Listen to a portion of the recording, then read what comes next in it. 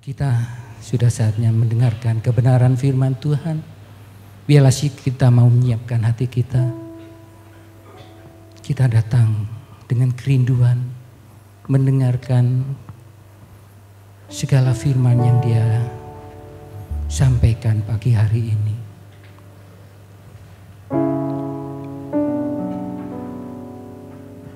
Terima kasih Tuhan.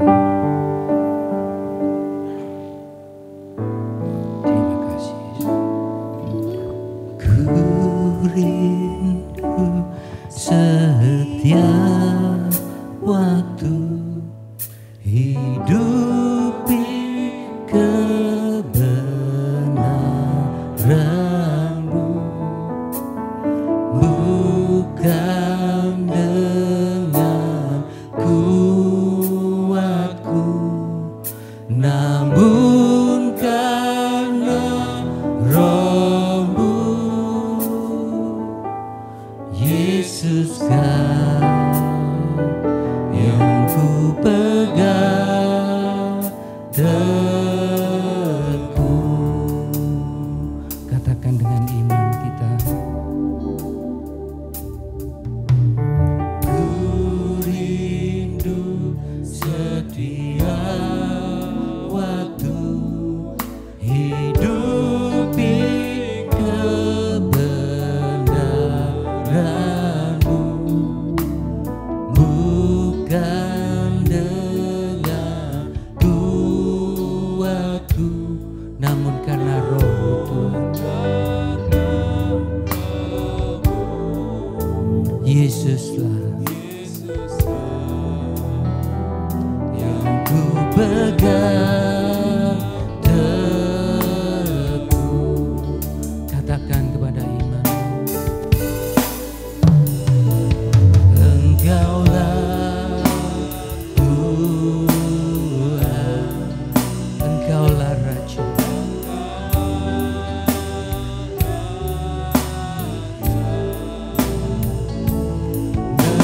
Berdaulat atas hidupku, ku berserah penuh.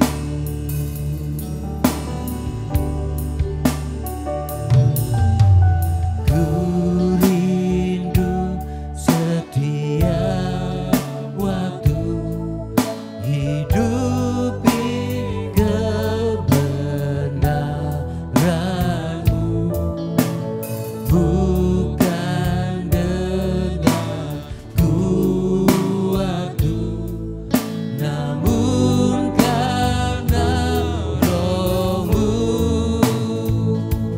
Yesus Kau yang ku pegang teguh.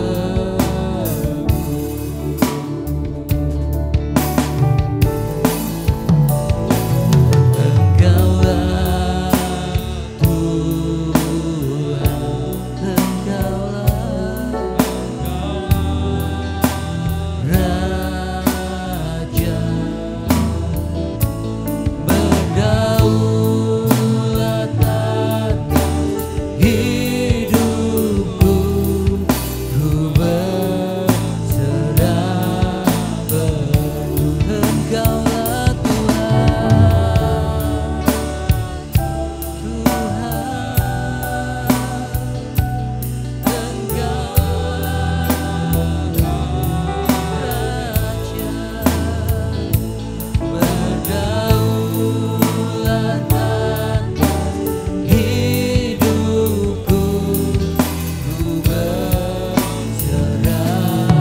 Tuhan, katakan dengan Engkaulah Tuhan, Engkaulah Raja. Biarlah seluruh hidup kami berserah kepada-Mu ya Tuhan.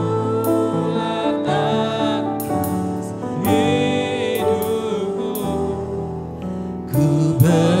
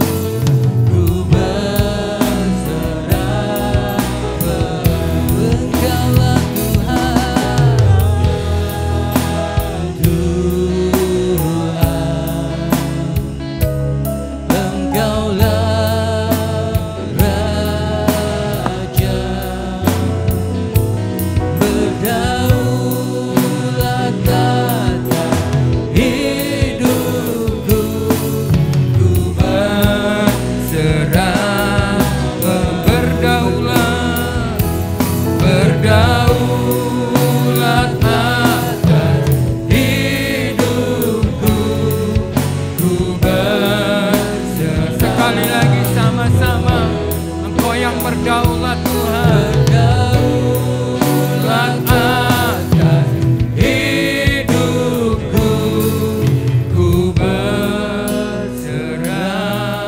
penuh. Engkau Tuhan yang berdaulat atas hidup kami Tuhan. Engkau yang berdaulat atas hidup kami ya Bapa hari ini. Kami tidak izinkan kuasa-kuasa kegelapan untuk ikut campur di dalam hidup kami ya Tuhan. Tetapi kami mau pikiran dan hati kami terus berkemenangan di dalam Tuhan. Sebab itu Tuhan, pagi hari ini kami mematahkan setiap kuasa-kuasa roh jahat yang bekerja di tengah-tengah kami ya Tuhan. Yang bekerja di dalam pikiran dan hati kami Tuhan. Kami mau tunduk di dalam Engkau Yesus Kristus. Terima kasih ya Bapa. Kami serahkan semua di dalam tangan-Mu, di dalam nama Tuhan Yesus Kristus. Amin. Salam. Pagi hari ini semua kemurahan Tuhan dan kebaikan daripada Tuhan. Kita tahu bahwa hidup ini adalah sebuah perjuangan. Kita sadar atau tidak sadar, hidup ini tiap hari kita berjuang. Kita bertempur dengan perasaan, dengan hati kita, dengan pikiran kita. Oleh karena itu pagi hari ini kita belajar tentang memenangkan peperangan di dalam pikiran kita. Di dalam 2 Korintus pasal 10 ayat 4 dan 5. Karena senjata kami dalam perjuangan bukanlah senjata duniawi, melainkan senjata yang diperlengkapi dengan kuasa Allah yang sanggup untuk meruntuhkan benteng-benteng. Kami mematahkan setiap siasat orang dan merubuhkan setiap kubu yang dibangun oleh keangkuhan manusia untuk menentang pengenalan akan Allah. Kami menawan segala pikiran dan menaklukkannya kepada Kristus. Saudara, apa itu peperangan rohani di dalam pikiran kita? Peperangan rohani itu artinya pertarungan batin yang dilancarkan setan untuk membuat kita merasa lemah dan menghalangi untuk kita berjalan di dalam kehendak Tuhan. Pada waktu kita percaya kepada Tuhan dan kita masih hidup di dalam dunia ini, saudara, ada banyak hal yang seringkali menghantui pikiran kita dan itu kita anggap biasa. Padahal itu tidak, sebab dikatakan pertarungan batin yang dilancarkan setan untuk membuat kita merasa lemah dan menghalangi untuk kita berjalan dalam kehendak Tuhan. Mengapa pikiran kita diserang? Mengapa hati kita diserang? Kalau pikiran kita lumpuh, hati kita lumpuh, maka kita tidak akan pernah bisa melakukan apa-apa, saudara. Mengapa, saudara, pikiran kita? Karena di sana diceritakan, pikiran kita adalah alat yang sangat ampuh dan bisa menjadi sekutu terbesar dalam peperangan rohani, saudara. Atau bisa menjadi musuh terbesar kita. Seringkali kita menganggap sepele pikiran. Pagi kita sudah gelisah hati kita. Ini kan berasal dari pikiran. Kalau gelisah tiap hari, tiap jam kita biarkan, itu akan melumpuhkan aktivitas kita. Dan akhirnya kita murung sepanjang hari itu. Pikiran juga adalah medan peperangan kita. Artinya apa, saudara? Tindakan kita atau ucapan kita adalah akibat langsung dari apa yang kita renungkan dan kita pikirkan.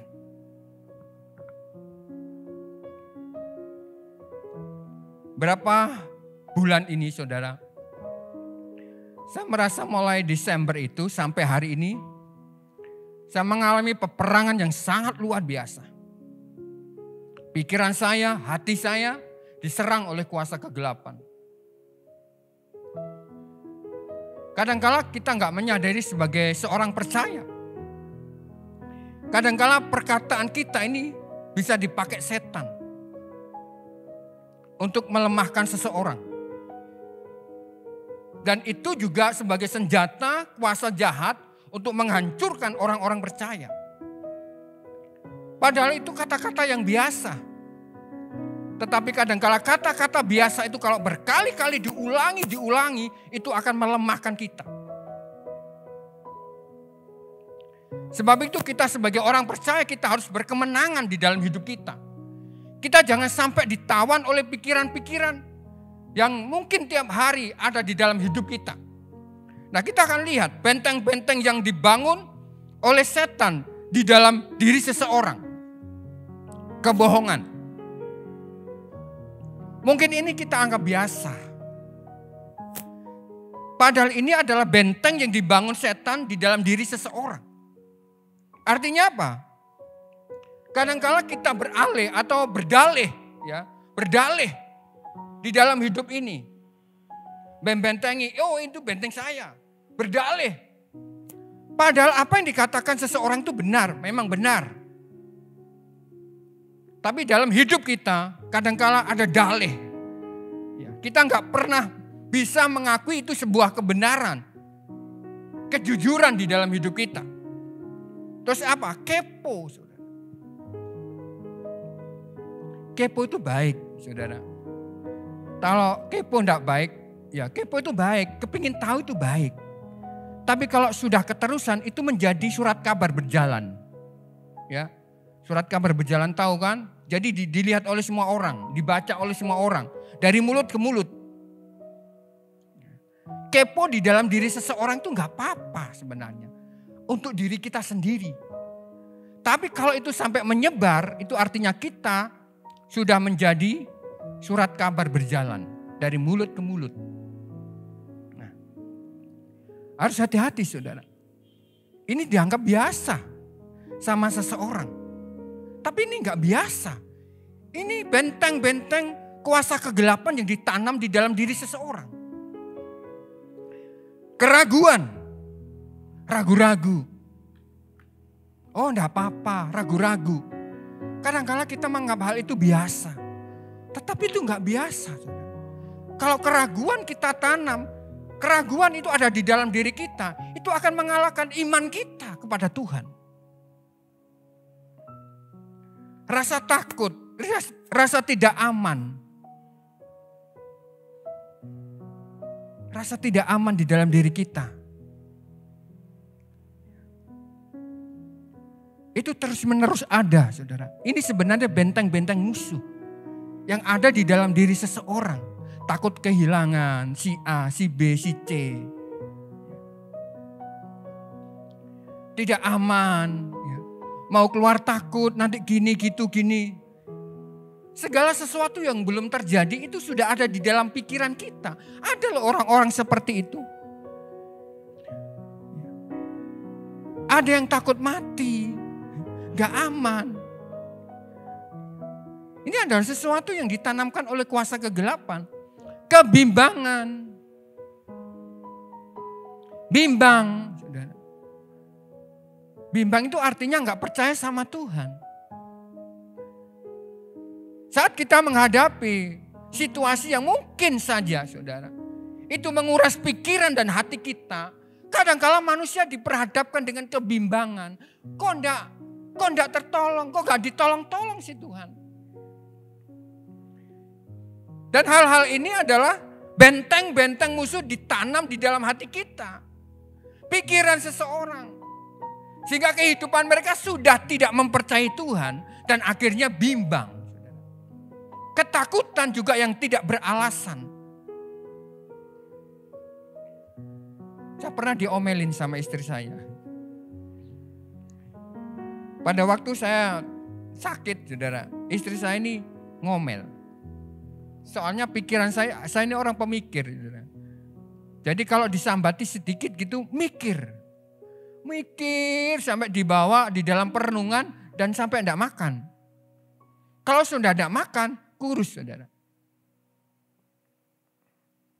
Ya, waktu saya cek di perjalanan sambil ngomong-ngomong, apa sih dipikirin?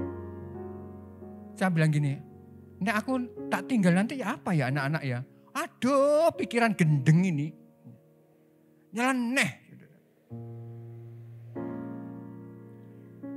Ini, saudara, pikiran seperti ini. Ketakutan.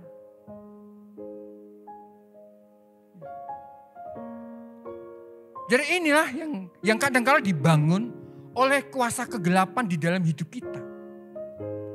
Ketakutan, kebimbangan, ketidakpercayaan. Hal-hal yang sepele yang kadang-kala di masyarakat itu dianggap biasa. Itu sebenarnya nggak biasa.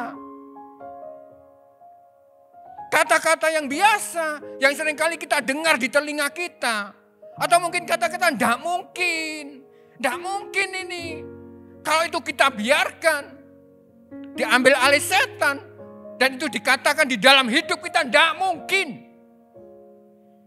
Iman kita sudah kalah.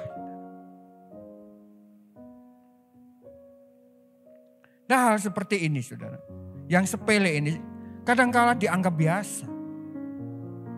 Banyak sekali sebenarnya kekhawatiran, banyak sekali benteng-benteng musuh yang ditanam di dalam diri seseorang. Bahkan hidup kita sebenarnya. Masa depan. Kekhawatirannya berlanjut. Dan ini sebenarnya adalah benteng-benteng musuh yang ditanam di dalam hidup kita. Nah, sekarang kita akan melihat bagian yang kedua. Hal-hal apa yang harus kita lakukan agar kita menang dalam menghadapi tipu muslihat iblis dalam pikiran kita. Apa yang harus kita lakukan supaya kita menang? Seringkali kita belajar kan. Artinya kita harus berdiri teguh dalam kebenaran firman Allah. Di dalam Yohanes pasal yang ke-8 diceritakan begini, saudara. Firman Allah katakan, Yohanes 8 ayat 31 sampai 32. Maka katanya kepada orang-orang Yahudi yang percaya kepadanya, jikalau kamu tetap dalam firman-Ku, kamu benar-benar adalah murid-Ku. Dan kamu akan mengetahui kebenaran, dan kebenaran itu akan memerdekakan kamu. Bagaimana caranya kita menang di dalam kita menghadapi peperangan di dalam pikiran kita? Hal yang pertama yang harus kita lakukan, kita harus berdiri di dalam kebenaran firman Allah, berdiri teguh. Kita harus dengan gigih memperkatakan kebenaran itu di dalam hati kita. Saat kuasa kegelapan mengintimidasi kita dengan ketakutan, dengan kekhawatiran, makanya perlu, saudara, untuk kita menghafal firman Tuhan. Supaya apa? Kita bisa menyerang kuasa kegelapan. Kalau kuasa kegelapan menyerang kita dengan kekhawatiran kita bisa melawan. Pernah kita tahu bahwa pada waktu Yesus dicobai, apa yang dilakukan Yesus? Dia menghantam balik kuasa kegelapan itu dengan firman. Apakah Yesus serta-merta tahu gini-gini? Oh enggak, saudara, dia belajar sama. Jadi dia berdiri teguh dalam kebenaran firman Allah.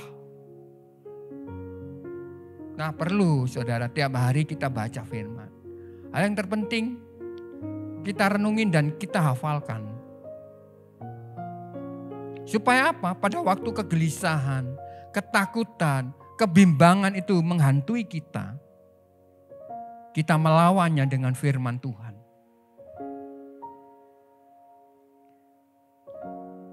Yang kedua, bagaimana caranya kita melawan tipu muslihat iblis dalam pikiran kita, saudara? Memperbaharui pikiran kita dengan firman-Nya. Jadi seperti HP itu, saudara, seperti berita. Kita harus update tiap hari. Jadi tiap hari harus baru di dalam hidup kita. Kita harus tiap hari memperbarui pikiran kita dengan kebenaran firman-Nya. Memenuhi hidup kita dengan hal-hal yang menyenangkan hati Tuhan. Jangan kita izinkan apapun yang bukan berasal dari firman Tuhan itu masuk di dalam diri kita. Jangan izinkan kebohongan-kebohongan yang ada di dalam dunia masuk di dalam diri kita. Jangan izinkan tradisi-tradisi yang tidak sesuai dengan firman Tuhan masuk di dalam diri kita. Mungkin itu baik, tapi kalau itu tidak sesuai dengan firman Tuhan, jangan saudara. Karena ini kebiasaan manusia. Kelihatannya baik, memang baik. Tapi kalau itu sudah kita lakukan, itu akan menjadi senjata. Itu akan mengikat kita.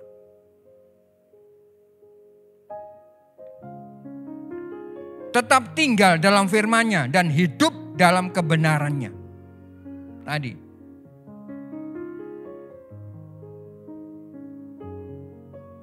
Jadi kita harus hidup di dalam kebenaran firman Tuhan. Supaya apa, saudara? Ya supaya kita menang. Pada waktu kita menghadapi hal-hal yang menyerang pikiran kita.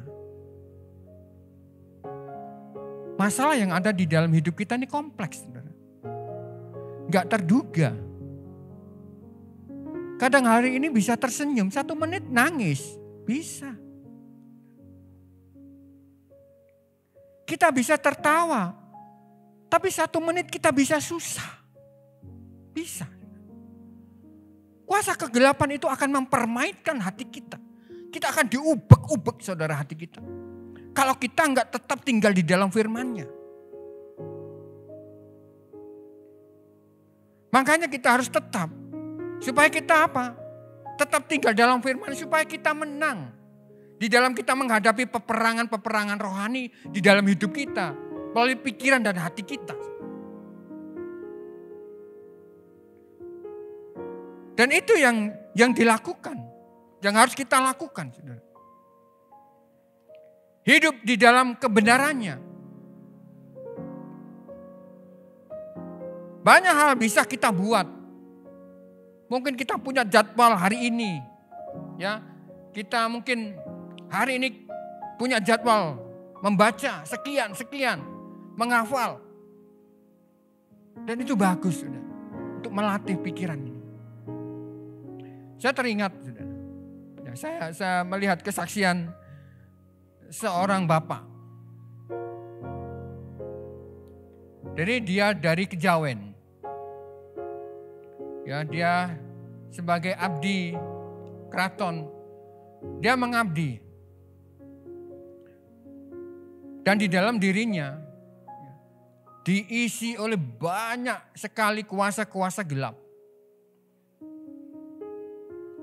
Bukan hanya ratusan, tetapi ribuan. Saat pendeta ini berkata, dilepaskan. Tapi pendeta ini bilang, jangan dulu, baca firman dulu.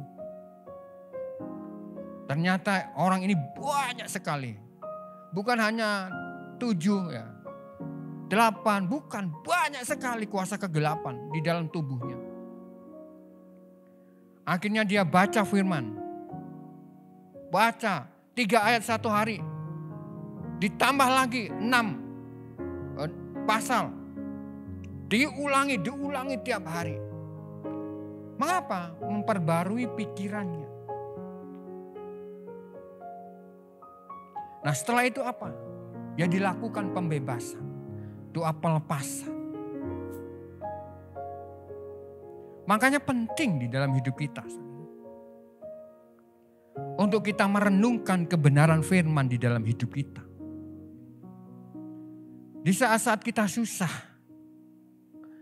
Di saat-saat kita mengalami peperangan batin. Kita sudah mempunyai firman di dalam diri kita. Kita dituntun oleh firman di dalam kebenarannya. Supaya kita tidak salah langkah, saudara. Dan luar biasa. Apa yang kita lakukan?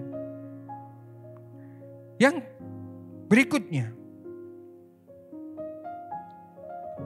Yang ketiga adalah gunakan semua senjata Allah.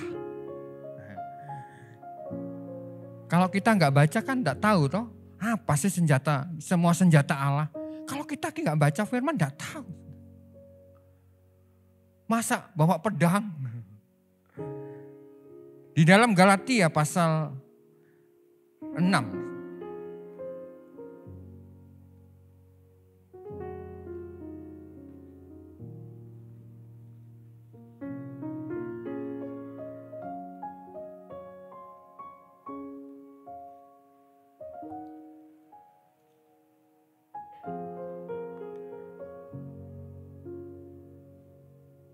Oh, Efesus pasal 6. Galatia. Efesus pasal 6.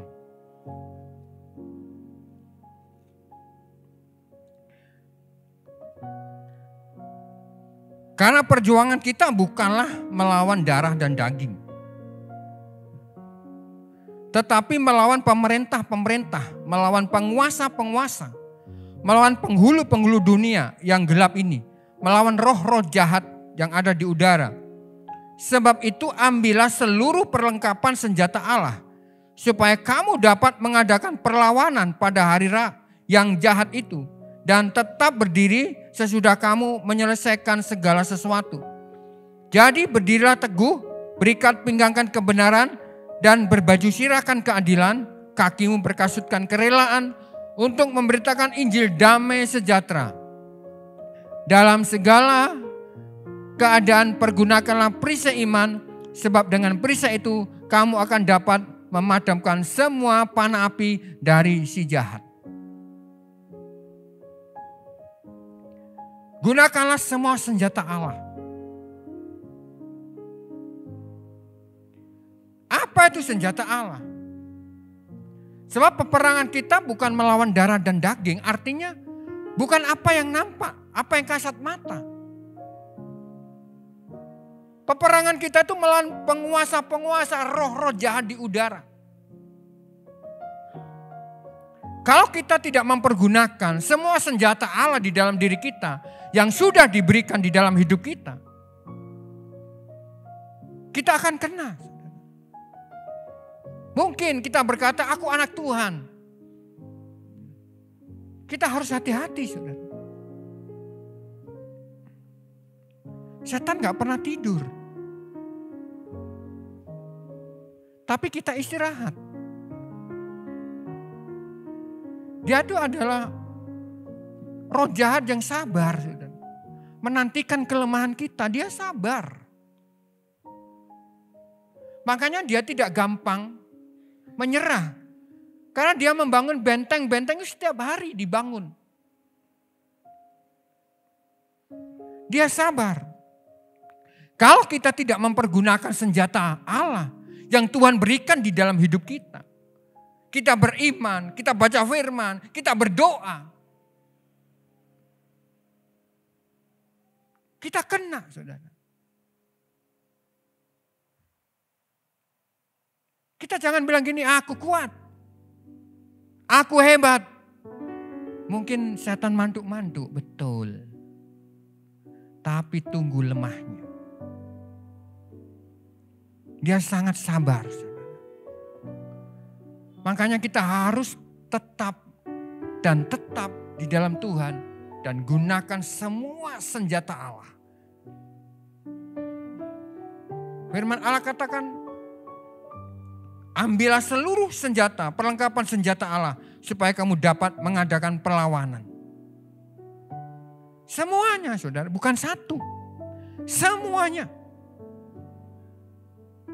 Pikiran kita, hati kita, semuanya. Kita perlengkapi dengan senjata-senjata Allah.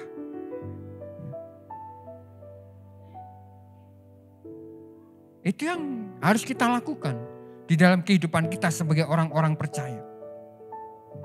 Yang keempat, bangun sebuah keintiman dengan Tuhan melalui doa dan penyembahan. Bagaimana caranya kita dapat menang di dalam peperangan dengan kuasa gelap? Melalui pikiran kita. Bangun sebuah keintiman, saudara, dengan Tuhan melalui doa dan penyembahan. Jangan nyembah pada waktu di gereja.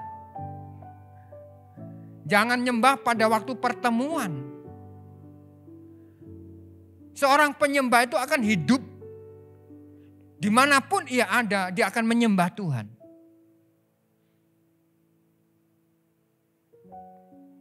Oh, kalau aku sibuk, aku gak menyembah. Oh, menyembah Tuhan itu tidak dibatasi waktu.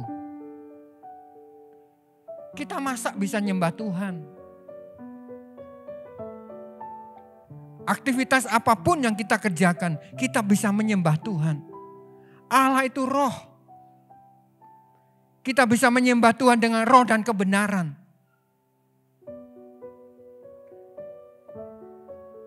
Dia tidak hitung-hitungan, oh waktu sekian harus menyembah aku, enggak saudara. Tapi kita harus melakukannya tiap detik, tiap waktu. Hidup di dalam penyembahan, hidup di dalam keintiman dengan Tuhan. Dan ini tidak serta-merta kita bangun ujuk-ujuk seperti itu, enggak. Harus kita latih tiap hari. Kita berdoa tiap hari, kita menyembah tiap hari. Kalau kita nuruti waktu, sibuk saudara. Sibuk memang. Kalau kita nurutin tidak ada waktu, tidak ada waktu. Kita kerja kadang kalau orang kerja. Nanti tutup toko masih ngitung. Tidur jam 12. Sudah tidak ada waktu. Bangun pagi-pagi. Kadang orang itu seperti robot.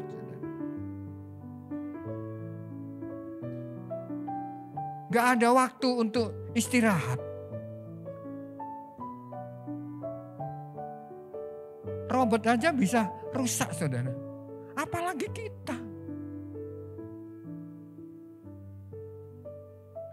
Kalau kita nggak punya keintiman dengan Tuhan, kita rusak hati kita. Pikiran kita rusak. Makanya kita perlu bangun sebuah keintiman dengan Tuhan. Melalui apa? Ya melalui doa dan penyembahan kita. Kita bisa lakukan tiap hari. Itu yang diajarkan Tuhan. Bangun sebuah keintiman. Di dalam 2 Tawari 5 ayat 13 itu. Lalu para peniup nafiri dan para penyanyi itu kurang jelas, saudara. Kurang besar.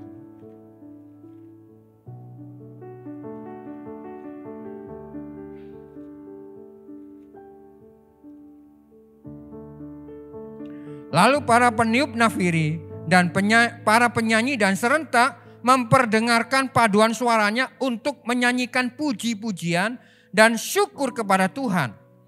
Mereka menyaringkan suara dengan nafiri, ceracap dan alat-alat musik sambil memuji Tuhan dengan ucapan sebab ia baik, bahwasanya untuk selama-lamanya kasih setianya.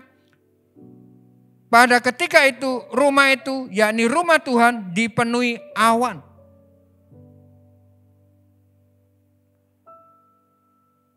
Memuji Tuhan, menyembah Tuhan.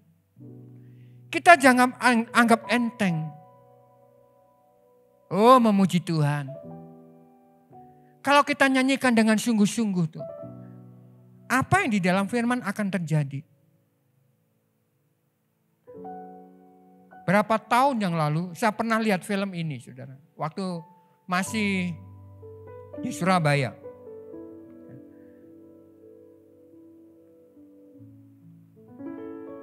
Jadi pemain musik itu sampai gantian 3 hari itu.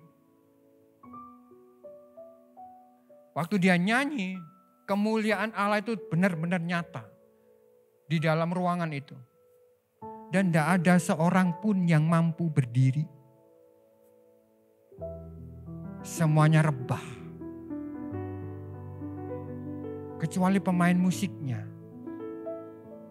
Sama yang nyanyi. Dia diperlihatkan kemuliaan Tuhan. jalan-jalan penuh dengan orang.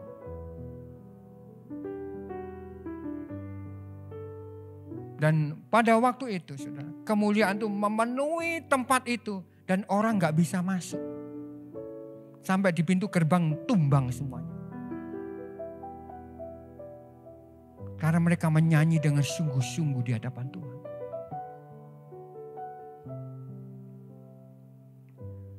Saat kita memuji Tuhan, jangan anggap itu sebagai rutinitas.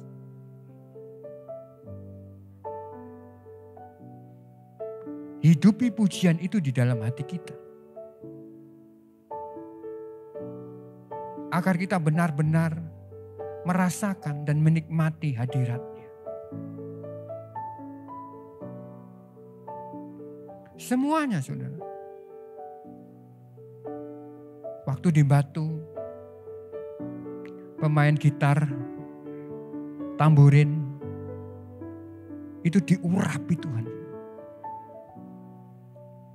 Waktu tamborin dinaikkan, pelepasan terjadi di mana-mana. Bukan sekedar main, saudara.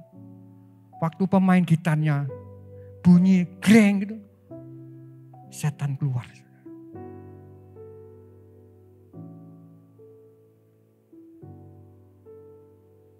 Ini dibangun dari mana? Dari keintiman tiap hari.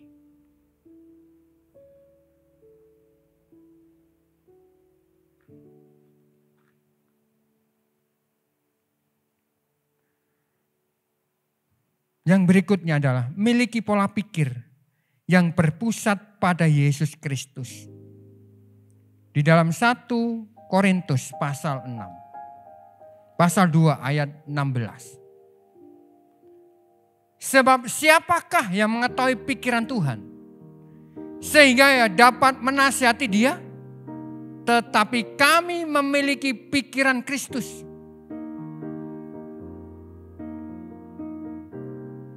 Kita harus berpusat. Pikiran kita harus berpusat kepada Yesus. Kalau di dalam hidup ini, pikiran kita tidak berpusat kepada Tuhan, maka pikiran kita akan liar, saudara. Kita tahu bahwa pikiran ini jahat. Tidak bisa diizinkan sesuatu itu terlintas di dalam pikiran kita. Seperti mata juga.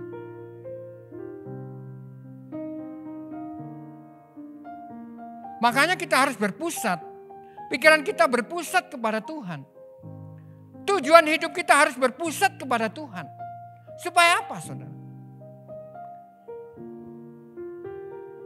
Supaya kehidupan kita, seluruh hidup kita itu berpusat kepadanya. Kita harus memenuhi kehendak kita, pemikiran kita, tujuan hidup kita dengan pikiran daripada Tuhan. Kita kerja, pikiran Tuhan itu kayak apa sih? Ya hidup jujur. Jujur. Apapun yang kita kerjakan, harus sesuai dengan kehendak Tuhan. Nah, itulah yang dikehendaki Tuhan di dalam hidup kita. Pikiran-pikiran yang memuliakan Tuhan. Pikiran-pikiran yang menyenangkan hati Tuhan. Supaya apa, saudara?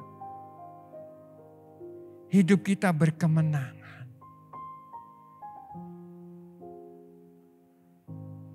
Saya ngerasa sendiri, saudara. Pada waktu saya perang itu saya mungkin tidak tahu, saya nangis. Itu saya alami. Waktu saya di gereja ngepel pun saya nangis. Karena saya mengalami peperangan itu.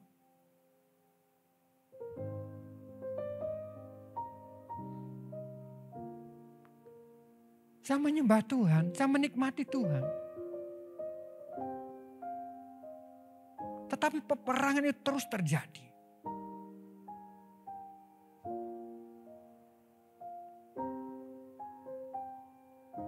Dan ini mungkin juga terjadi di dalam hati kita. dalam pikiran kita. Mungkin hari-hari ini kita khawatir. Mungkin kita hari-hari ini perang dengan apa? Dengan perasaan yang tidak menentu. Dengan rasa takut. Kalau itu semua kita biarkan, maka itu akan mengalahkan iman kita.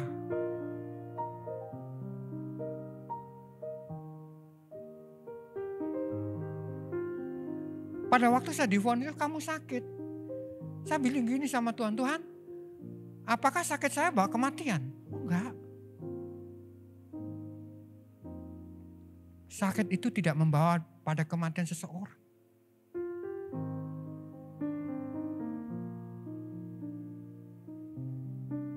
Nah, saya mengalahkan pikiran itu, saudara.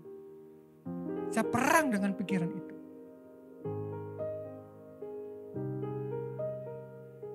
Dan saya katakan itu kepada diri saya dan kuasa kegelapan.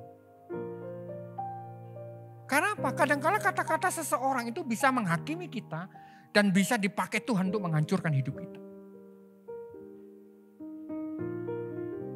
Walaupun itu seperti, itu kenyataan, memang seperti itu. Tetapi ingat, saudara, kata-kata itu bisa dipakai setan.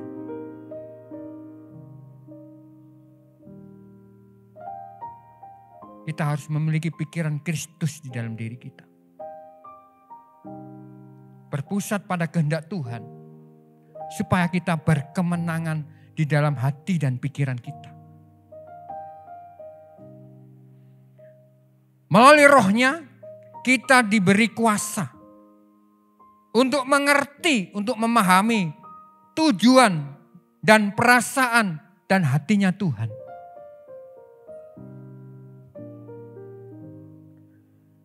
Makanya tadi dikatakan di dalam di dalam 2 Korintus tadi.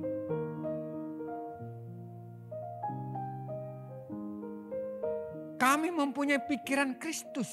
Artinya apa? Ini adalah kasih karunia yang diberikan Tuhan di dalam hidup kita.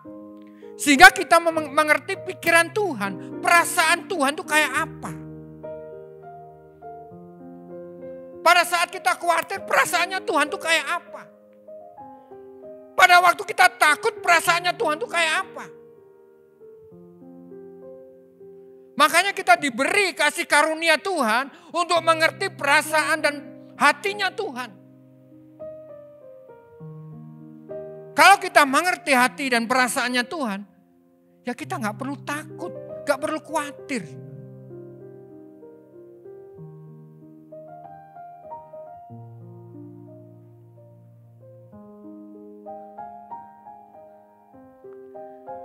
Yang berikutnya adalah jangan berikan setan jalan masuk ke dalam pikiran kita. Ketopong.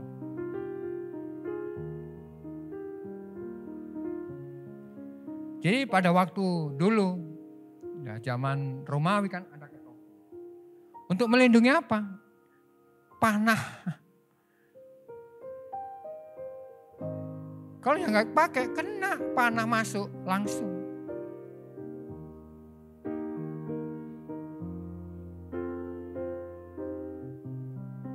Supaya panah api setan itu tidak kena dengan pikiran kita. Ini pusat, saudara. Kalau di sini sudah dikuasai setan, acur kita, saudara. Sini sudah diumek-umek sudah sini. Kalau udah kena lumpuh kita, saudara.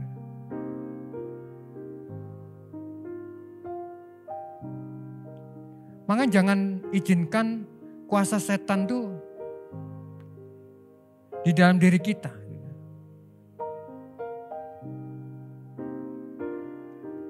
Dan saya berjuang tiap hari.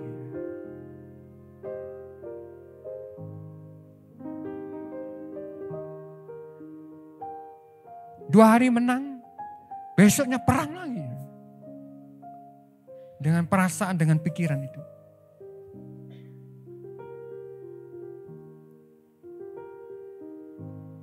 Jadi saya tidak mengizinkan kuasa kegelapan mengambil alih pikiran.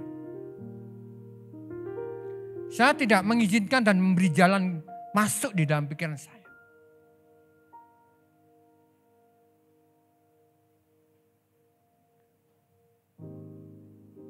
Kalau itu masuk di dalam diri kita, kita akan menjadi lemah. Kita akan kalah. Karena itu saudara, mari jangan berikan setan jalan masuk ke dalam pikiran kita. Jangan beri celah. Mungkin hari ini kita sakit. Mungkin hari ini kita punya masalah. Mungkin hari ini kita punya kekhawatiran, khawatir. Tapi jangan sampai itu dipakai setan untuk melemahkan kita. Sebab firman Allah, jangan kamu khawatir tentang apapun juga. Tetapi nyatakanlah segala kekhawatiran itu dalam doa, dalam penyembahan kepada Tuhan. Dengan ucapan syukur.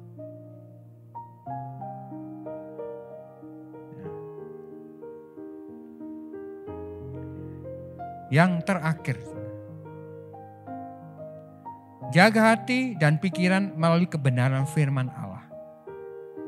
Di dalam Amsal 4 ayat 23. Jagalah hatimu dengan segala kewaspadaan, karena dari situlah terpancar kehidupan. Karena hati dan pikiran adalah tempat di mana aliran kehidupan mengalir keluar.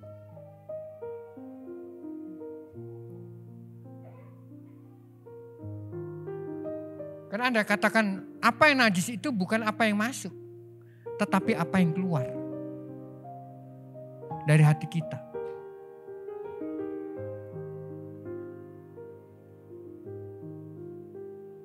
Air tawar gak mungkin mengalirkan air asin.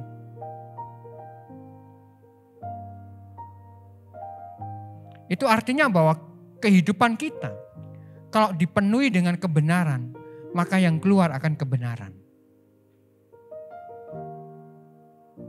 Kalau hati kita dipenuhi dengan kebencian, maka mulut kita akan dipenuhi dengan permusuhan. Kalau hati kita dipenuhi dengan kenajisan, maka apa yang keluar dari mulut kita adalah sesuatu yang najis. Kalau hati kita dipenuhi dengan ketakutan, dengan kekhawatiran, maka yang keluar adalah putus asa.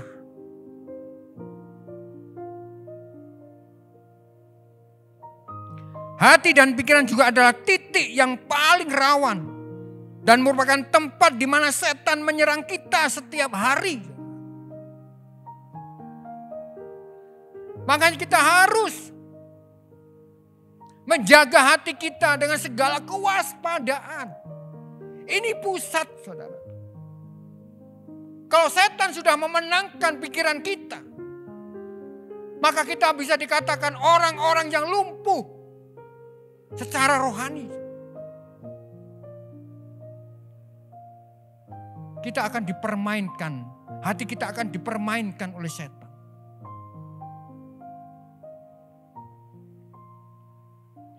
Karena itu pagi hari ini,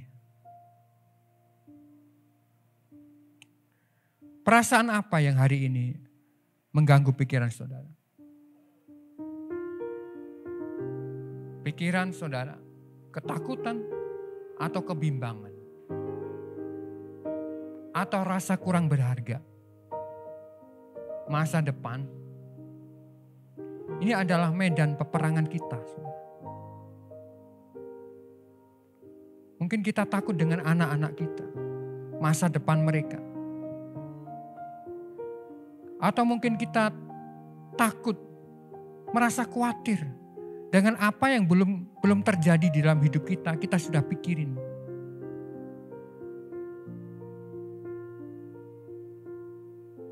Ini medan peperangan kita. Hidup kita ada di dalam tangan Tuhan. Tidak ada sesuatu yang terjadi di dalam hidup kita tanpa seizin Tuhan. apapun itu saudara. Makanya kita harus percaya kepada Tuhan. Segala sesuatu tidak akan pernah terjadi dan menimpa kita tanpa seizin Tuhan. Oleh karena kita percaya kepada Tuhan dan jangan izinkan hal-hal yang dibangun kuasa kegelapan menyerang pikiran kita. Ketakutan apa? Kebimbangan apa sekarang? Problem apa yang kita hadapi? Itu medan peperangan kita. Dan kita harus rebut, kita harus menangkan. Karena itu katakan firman Allah bahwa kenakanlah seluruh perlengkapan senjata Allah. Sebab peperangan kita bukan melawan darah dan daging. Peperangan kita melawan penguasa-penguasa di udara. Jaga hati, jaga pikiran. Fokus kepada Yesus Kristus. Maka kehidupan kita akan memperoleh kemenangan demi kemenangan di dalam hidup kita. Amin. Mungkin saat ini kita lemah. Pada waktu kita menghadapi hal-hal peperangan di dalam pikiran kita. Mungkin kita takut, kita bimbang. Dan mungkin kita berkata seringkali Tuhan aku lemah, aku takut. Yesus Tuhan, oh Yesus Tuhan.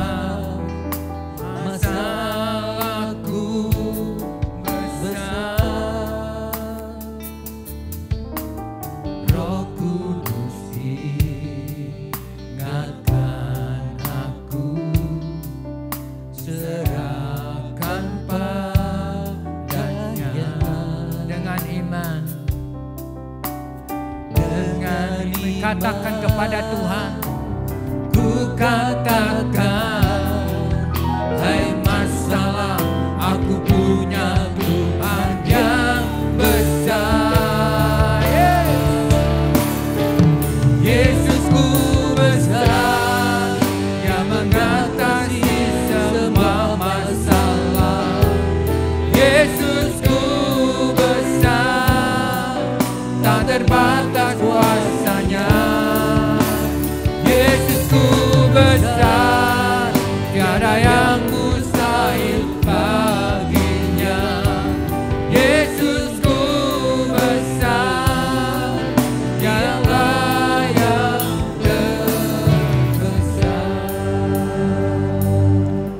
kita Tuhan yang besar.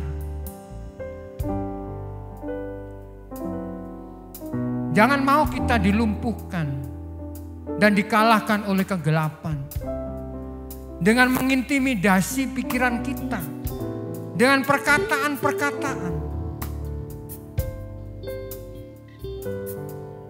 dengan bisikan-bisikan mungkin, dengan kata orang. Kita punya Allah yang besar, yang mengatasi semua masalah yang ada di dalam hati kita dan hidup kita.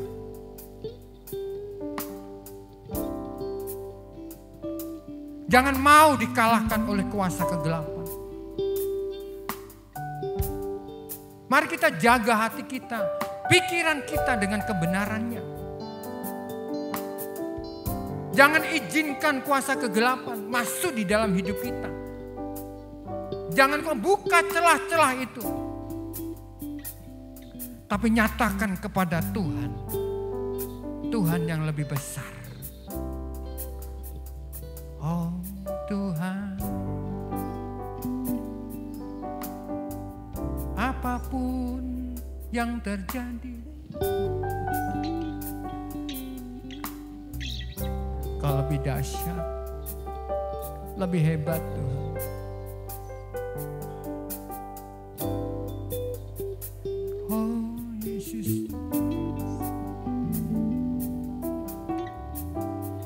Kita renungkan, kita pikirkan apa yang menjadi kegelisahan hati saudara hari ini. Temukan dan hancurkan di dalam Yesus. Haleluya. Yesusku besar, Dia mengatasi semua masalah.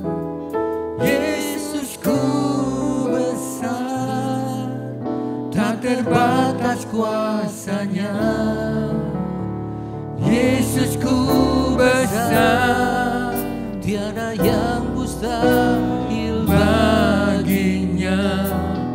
Yesusku besar, Dialah yang terbesar.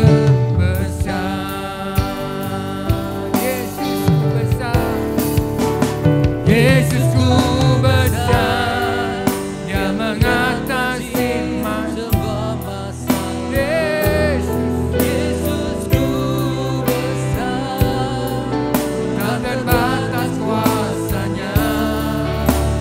Yesusku besar, tiada yang mustahil baginya. Yesusku besar, Dialah yang terbesar. Dialah yang terbesar. Dialah yang terbesar. Kami bersyukur kepadamu, Allah yang maha besar, Allah yang maha kuasa yang menciptakan segala sesuatu. Kami bersyukur kepadamu untuk kesempatan pagi hari ini, di mana kami boleh ada di hadapan-Mu ya Tuhan. Kami tahu ini terjadi karena pemeliharaan Tuhan yang telah berlangsung dalam hidup kami. Dan pada kesempatan ini kami boleh menyerahkan sekali lagi hidup kami ya Tuhan. Kami boleh persembahkan segenap hidup kami dengan segala pergumulan kami ya Tuhan. Kami tahu Kau menguatkan kami, memberikan kami hikmat-Mu untuk dapat melakukan apa yang benar di hadapan Tuhan. Terima kasih untuk penyertaan-Mu ya Tuhan pada hari-hari akan datang ini. Engkau memberkati seluruh keluarga kami, berkatilah ya Tuhan anak-anak kami semua ya Tuhan, berkatilah sekolah di mana mereka bersekolah. Tuhan berkati juga sekolah Bintang Harapan agar terus menjadi berkat bagi banyak orang ya Tuhan. Kami berdoa supaya Tuhan melindungi kami dari segala yang jahat, dari wabah penyakit, dari apapun ya Tuhan yang tidak berkenan di hadapan-Mu. Tuhan tolong kami dalam bekerja, berikan hati yang tulus dan jujur, berikan hati yang terus berserah kepada Tuhan. Kami berdoa juga untuk kesehatan keluarga kami dan seluruh jemaat-Mu ya Tuhan. Kami percaya Tuhan menolong juga mereka yang sakit. Engkau menyembuhkan mereka, nyatakan kuasa-Mu ya Tuhan. Terima kasih Tuhan.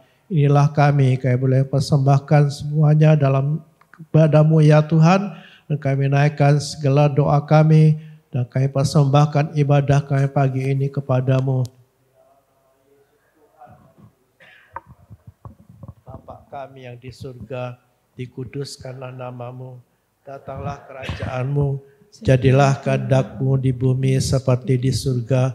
Berikanlah kami pada hari ini makan kami yang secukupnya, dan ampunilah kami akan kesalahan kami, seperti kami juga mengampuni orang yang bersalah kepada kami. Dan jangan bawa kami ke dalam pencobaan, tetapi lepaskanlah kami daripada yang jahat. Karena Engkau-lah yang punya kerajaan, kuasa, dan kemuliaan sampai selama-lamanya. Amin. Kita berkati Indonesia dan kata-kata iman kita di dalam nama Tuhan Yesus Kristus. Diberkatilah Indonesia. Amin. Diberkatilah dengan keselamatan. Amin. Diberkatilah dengan kedamaian. Amin. Diberkatilah dengan keamanan. Amin. Diberkatilah dengan kesehatan. Amin. Diberkatilah dengan kemakmuran. Amin. Diberkatilah presiden dan pemimpin di daerah-daerah. Amin. Diberkatilah Kabupaten Probolinggo. Amin. Diberkatilah orang-orang percaya di Kabupaten Probolinggo. Amin. Sekarang jemaat Tuhan yang dikasihi Tuhan, turunlah atasmu semua berkat dari Allah Bapa itu yang akan mengalir dalam hidupmu. Dilakukanlah apa yang terbaik bagi engkau. Dan Yesus Kristus dengan damai sejahtera dan kasih-Nya terus akan melimpahkan kekuatan kepadamu. Roh Kudus menuntun saudara memberikan kepadamu urapan yang kuat untuk menjadi berkat bagi banyak orang. Dalam nama Tuhan Yesus Kristus. Amin. Warta Jemaat. Mari Bapak Ibu Saudara bergabung dalam komunitas sel terdekat untuk bersekutu dan dibangun di dalam iman. Untuk penempatan komsel dapat menghubungi Bapak Gembala. Hari Rabu ibadah wanita pukul 5 sore di gereja. Hari Sabtu ibadah pemuda remaja pukul 4 sore di gereja. Ibadah raya pertama pukul 6:30 pagi. Ibadah sekolah minggu pukul 8:30 pagi. Ibadah raya kedua pukul 4 sore. Selamat ulang tahun kepada jemaat yang berulang tahun dalam minggu ini.